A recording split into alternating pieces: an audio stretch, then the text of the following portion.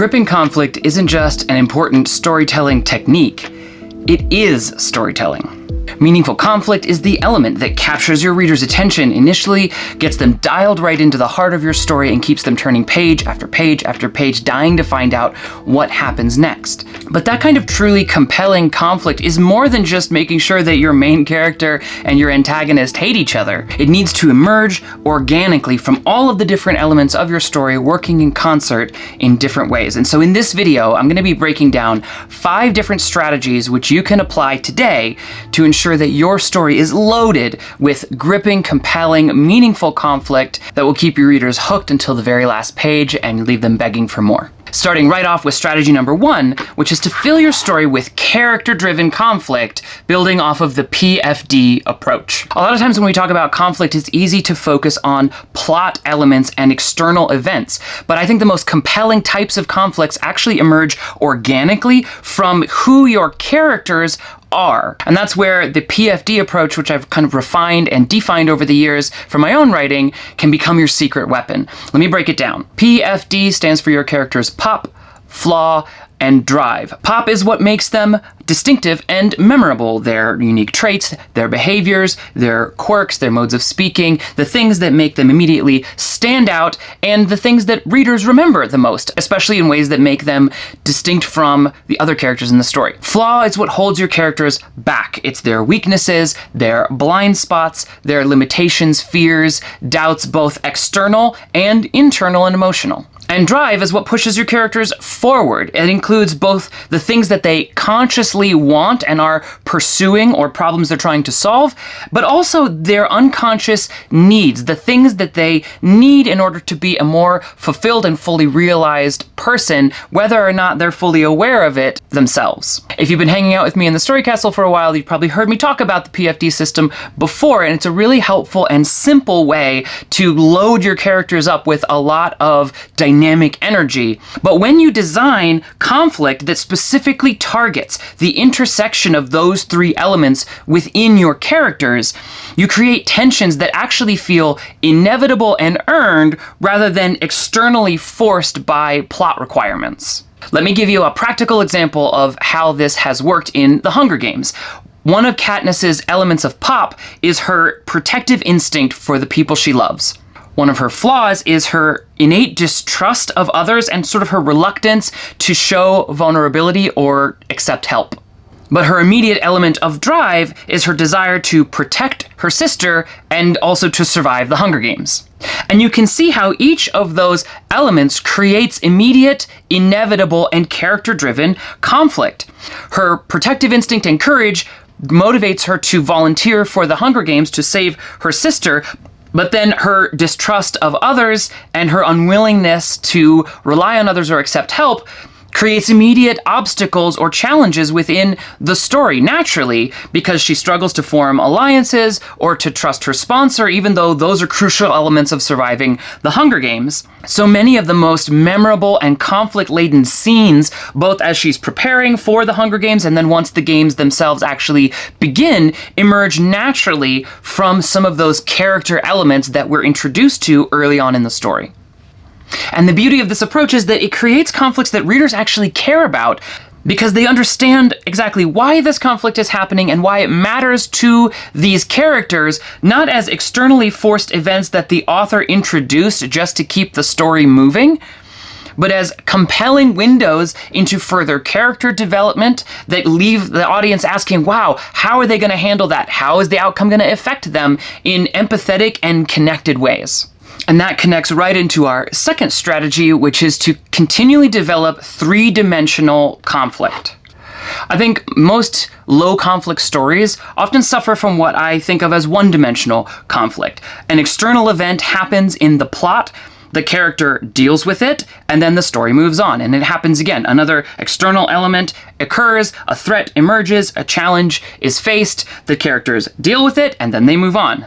I think a much more compelling and exciting approach to conflict is to layer it across the three different dimensions of personal conflict, interpersonal conflict, and external conflict. And when you get all three of those elements operating in concert and connection with each other, it can massively explode the dynamic appeal of your scenes and your story overall. So let's break it down. Personal conflict are your characters' struggles with themselves, their fears, the price they are willing to pay or not pay for their values and beliefs, and ultimately the choices that they have to wrestle with and make throughout the story. Interpersonal conflict, on the other hand, are the tensions that occur between your characters, especially characters who have different or opposing goals or values, or even just approaches to how they deal with the situations they're encountering in the story. And it's worth noting here that those interpersonal conflicts can certainly occur between rivals or antagonists, but they can also very much, but they also can, and I think should occur, between allies and friends, because those dynamics reveal more about characters in really interesting and sometimes more meaningful ways. And finally, external conflict is the category that we tend to think about first when we're thinking about conflict within stories, because those are the challenges that emerge from the environment around your characters, from society, or circumstances beyond your character's control. Things that happen either around them or to them. Now, any one of these categories can provide conflict, but when you create a conflict situation or dynamic that layers all three of these at the same time, as I've said, that is where really explosive and compelling and memorable conflict can occur. And you can think about how you want to apply this in any scene of your story or within your story overall. Ask yourself, what internal struggles does this situation trigger for my protagonist or these characters? How does this situation create or intensify tensions between these characters? And what environmental or situational factors will make this conflict more challenging or intense? And if any of those elements are flat or missing, brainstorm ways to develop it or enhance it so that you can ensure that your conflict in that scene is operating across all three of those levels at the same time. As a quick example, in Frodo's story arc within The Lord of the Rings, he frequently encounters situations that tap into all three of these elements. He's continually struggling with the ring's corruption and his own growing despair at the internal level. He faces mounting tensions with Sam, his best friend and partner, over Gollum and Gollum's manipulations and the challenges that they're facing.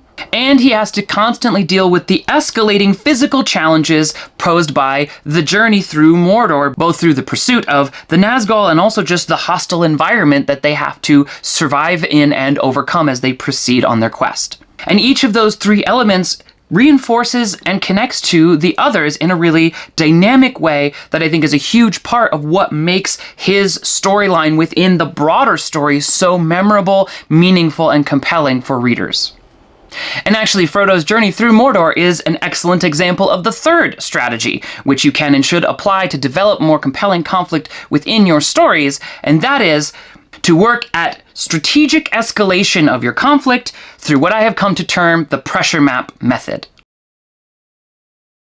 This is a method that I developed over the years to help me deal with what I experienced early on in my writing as one of the biggest challenges of developing effective conflict in my story, which was the sense that my story had a really uneven pace of conflict, which would kind of swing wildly from quieter low moments to sudden and unexpected spikes in conflict that often felt unearned or forced because they were really just moments where I, in my outline, had decided bad thing happen here in ways that didn't necessarily feel fluid or organic for the reading experience overall.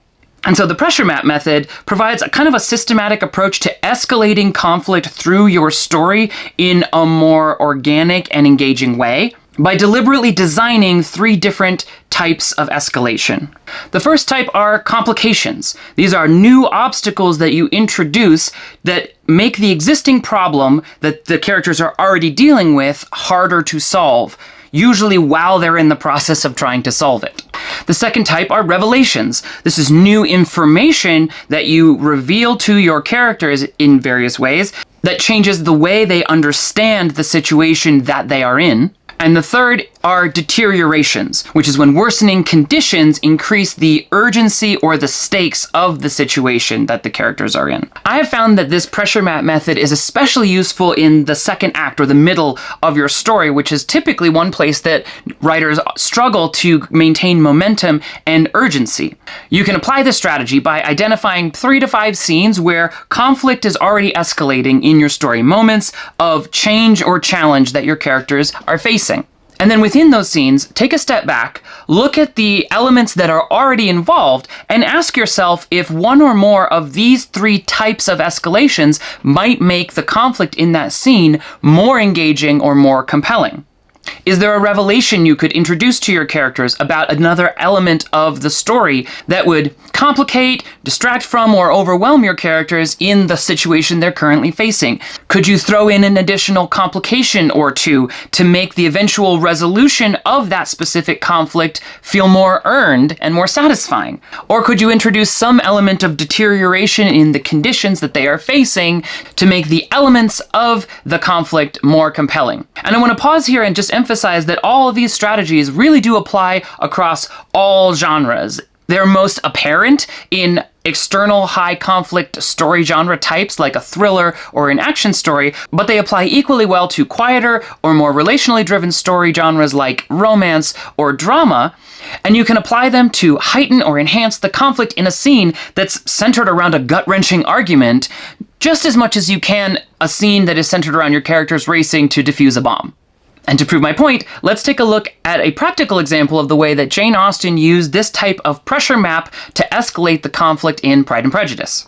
In one sequence through the middle of the story, Darcy initially proposes to Elizabeth in a way that obviously she needs to reject or the story would be over.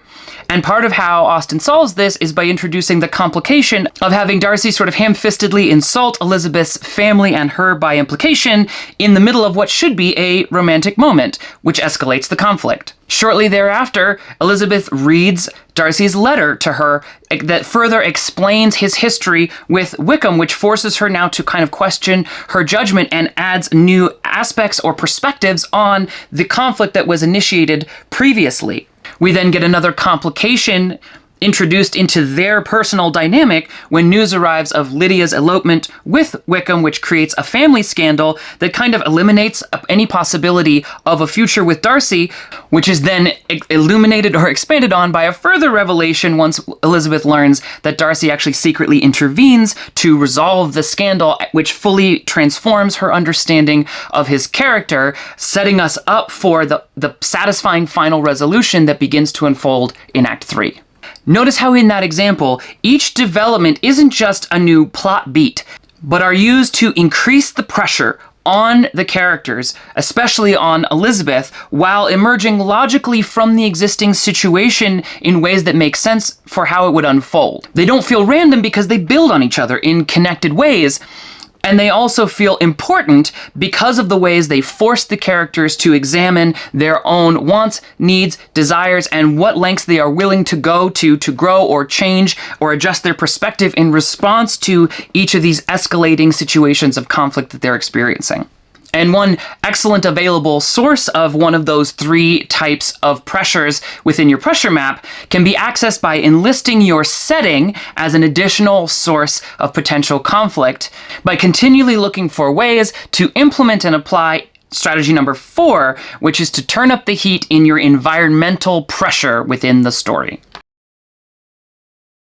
The strategy relies on thinking of your settings not just as backdrops or stages for your scenes, but as potential sources of meaningful conflict that can test your characters in specific and revelatory ways. This is a great way to transform sort of passive environments into active oppositional or antagonistic forces that escalate and enhance the conflict in your story. This way you can ensure that your environment and setting creates conflicts that will specifically force certain kinds of character growth or reveal certain aspects of your character's identity and true nature, again, in earned and organic ways. One excellent example of this is in Andy Weir's The Martian.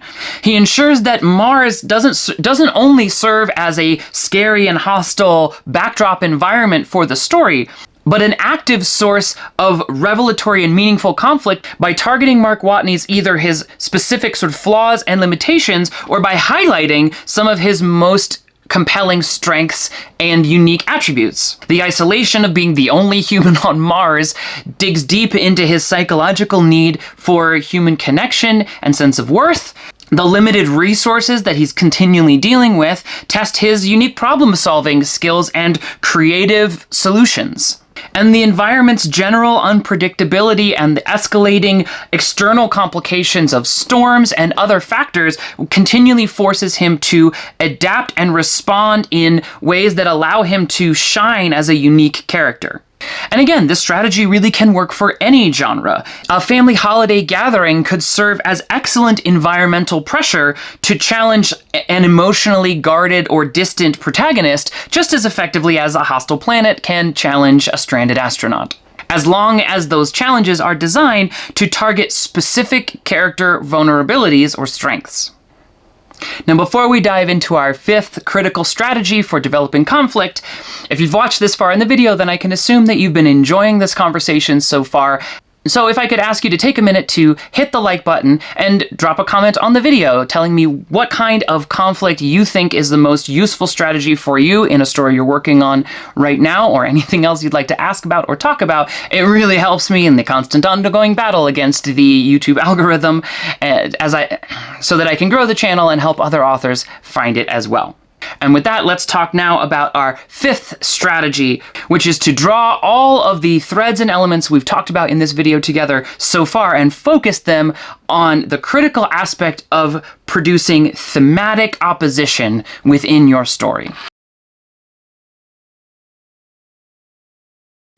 The most resonant and memorable conflict in storytelling aren't just about what happens on the surface. They're really about what those events mean, what they mean to the characters, and then by extension, what they mean to your readers. Essentially, thematic opposition elevates conflict by embedding larger philosophical tensions or deeper questions within the characters' struggles as they engage that conflict.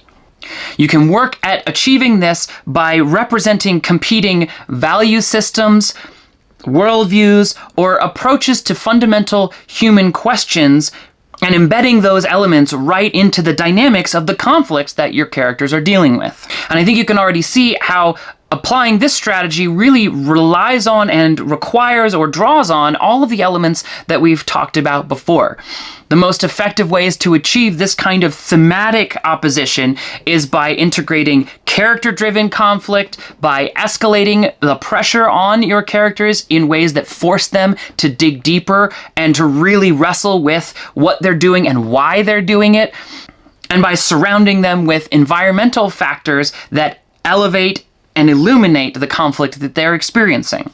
I think one of the reasons that the MCU Black Panther film was so successful and why it is so many people's favorite and why it's one of many people's favorite movies from that franchise are the ways that the central conflict of the story between T'Challa and Killmonger clearly but also naturally embodies the story's core thematic question of what responsibility do the privileged have towards the oppressed.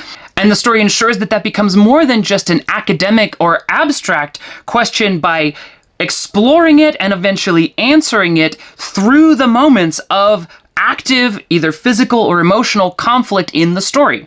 T'Challa and Killmonger don't just have a personal conflict with each other because of their opposing goals. They represent opposing answers to the same fundamental question. And the writers of that script did a wonderful job of ensuring that the answers to those questions that were being posed weren't just an obvious black and white, like clearly good, clearly bad. Killmonger made a lot of really excellent points, which forced T'Challa to actually grow beyond the limitations of his initial perspective and assumptions, and to push himself to dig deeper, to grow and evolve as a character in really satisfying and ultimately fulfilling ways. Applying these 5 strategies will help you consistently transform surface-level obstacles into deeply engaging conflicts that not only drive your story forward, but that reveal your characters and engage your readers' empathy, interest, and attention in really dynamic, memorable, and compelling ways. And as we've already begun to discuss, I think the most powerful stories don't just use one of these strategies, they actually combine them together in interconnected and compounding ways throughout the course of the story and the narrative as it unfolds. So remember, conflict isn't just about making more bad things happen. It's about creating situations that force your characters to make difficult choices that reveals their true nature and ultimately transform them. And one very effective way to develop each of these 5 different strategies in a really focused and practical sense is to ensure that your antagonist of your story serves as an effective vehicle for each of these strategies throughout your story. And to help you do that, you can watch this video right here where I dive into more details about the critical role of the antagonist in your stories.